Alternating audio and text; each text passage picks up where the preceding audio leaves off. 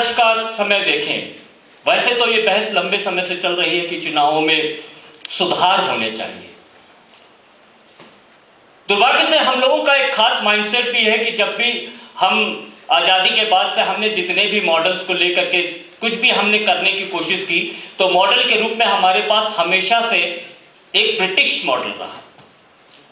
हम उपनिवेशिक गुलामी के जो शिकार थे, हम उसकी मानसिकता से, उस गुलामी मानसिकता से आज़ादी के बाद भी मुक्त नहीं हो पाए।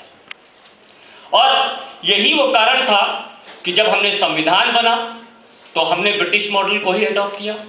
लोकतंत्र की जो हमने व्यापक परिकल्पना की वो भी हमने उसी से ली, और इसी के तहत जो चुनावी प्रणाली हमने स्वीकार की वो भी हमने उसी मॉडल के तहत। उसके महज हमने आंख बंद करके नहीं स्वीकार किया, ये भी एक सच्चाई है।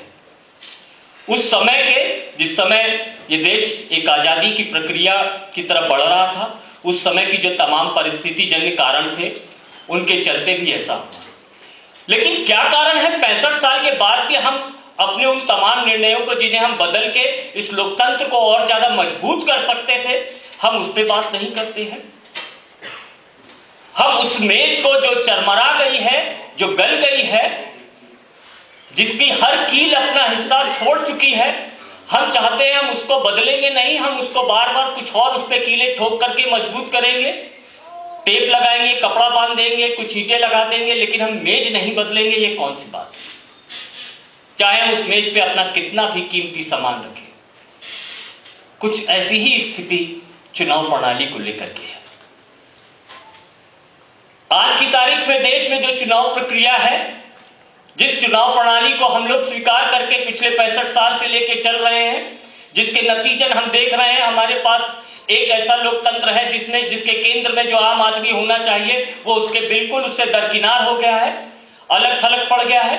भारत जैसी देश जहां पे समाज का एक बहुत बड़ा हिस्सा हजारों साल से मुख्य धारा से अलग खड़ा था, उसका केंद्र में, लोकतंत्र में के केंद्र में आने के बजाय वो उससे और ज्यादा अलग हो गया।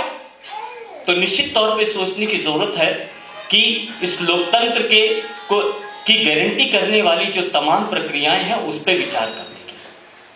पिछले 1 वर्ष से और शायद पिछले 3 वर्षों से कुछ ज्यादा जो बहस है, वो बहस ये है कि ये जो चुनाव प्रणाली है इसमें कुछ परेशानी आ गई है, इसमें खामियां आ गई हैं, और या इस पर हमें कुछ नए टूल लगाने चाहिए, हमें इसमें कुछ नई व्यवस्थाएं देनी चाहिए। और जब व्यवस्थाएं देने की बात हो रही है तो ये हो रहा है कि भाई ऐसा है, जो प्रतिनिधि हमें पसंद नहीं है, जो हमारी अपेक्षाएं, हमारी आकांक्षाओं के अनुरूप काम नहीं करता है, हमें अधिकार दिया जाए कि हम उसे वापस बुला सके, या फिर हमें अधिकार दिया जाए कि अगर हमें कोई भी उम्मीदवार पसंद नहीं है तो उसे रिजेक्ट करने का अधिकार दिया जाए। सोचिए, इस देश में अगर 100 वोट हों, 100 में से 55 वोट, सबसे ज्यादा इस देश के 65 साल के इतिहास में सबसे ज्यादा वोट पड़े तो तकरीबन 55%, प्लस माइनस हो सकते हैं, 55% लोगों ने वोट दिए।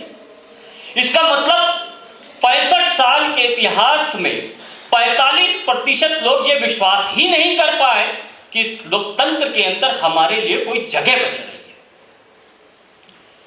55 लोगों ने वोट दिया, उनमें से 15 वोट पाने वाला व्यक्ति विधानसभा और संसद के अंदर पहुंच गया। इसका मतलब जिन बाकी 40 लोगों ने यह विश्वास जताया था कि इस लोकतंत्र के अंदर हमारी हिस्सेदारी है, उनको सिरे से खारिज कर दिया गया और हमें बताया गया लोकतंत्र बहुत मजबूत है। ये कैसा लोकतंत्र है? इसलिए बहुत जरूरी होता है कि लोकतंत्र को मजबूत करने की जो प्रणाली है, लोकतंत्र के जो तमाम आयाम हैं, उसका जो सबसे महत्वपूर्ण पक्ष है, हमें चुनाव प्रणाली के बारे में सोचना पड़ेगा। चुनाव सुधार की बात हो रही है, आखिर क्या बात है? हम सिर्फ इस ब्रिटेन के आगे नहीं बढ़ पा रहे हैं, दुनिया में और हजारों प्रयोग हो रहे हैं। नेपाल जैसा देश प्रयोग करके जा रहा है हमसे बेहतर। हम दुनिया की सबसे बड़ी जमहूरियत होने का दावा भर रहे हैं। इसलिए बहुत जरूरत होती है कि अगर हमें जो हमारे पास आज की जो चुनाव प्रणाली है, क्या हम उस पर अभी और कील ठोकते रहें और कपड़ा बांधते रहें और टेप लगाएं, या हम इस मेज को बदल के एक ऐसी मजबूत मेज स्थापित करें जिस पे हमारी हर कीमती चीज सुरक्षित रह सके। और यहीं से वो सिलसिला शुरू होता है, क्यों ना दुनिया के जो और तमाम सफल मॉडल जो हैं चुनाव प्रणालियों के, हम उसका अध्ययन करें। यह हमारे लिए बहुत खुशी की बात है कि हमारे बीच आज श्री MC राज जैसे एक शख्सियत हैं जिन्होंने इस दिशा में एक प्रयास किया। लगभग 3 वर्ष पूर्व इसी पूरी की पूरी चुनावी प्रणाली पर विचार करते हुए उन्होंने एक शोध किया और उन्होंने दुनिया में तमाम तरह की जो चुनावी व्यवस्थाएं थी, चुनावी प्रणालियां थी, उनका अध्ययन किया। हिंदुस्तान की जो चुनावी प्रणाली है उसके तमाम पक्षों का अध्ययन किया, उनका तुलनात्मक अध्ययन किया और उस अध्ययन के बाद उन्हें वो कुछ निष्कर्षों में पहुंचे। अपने निष्कर्षों को तौलने के लिए उन्होंने एक कदम और आगे गए।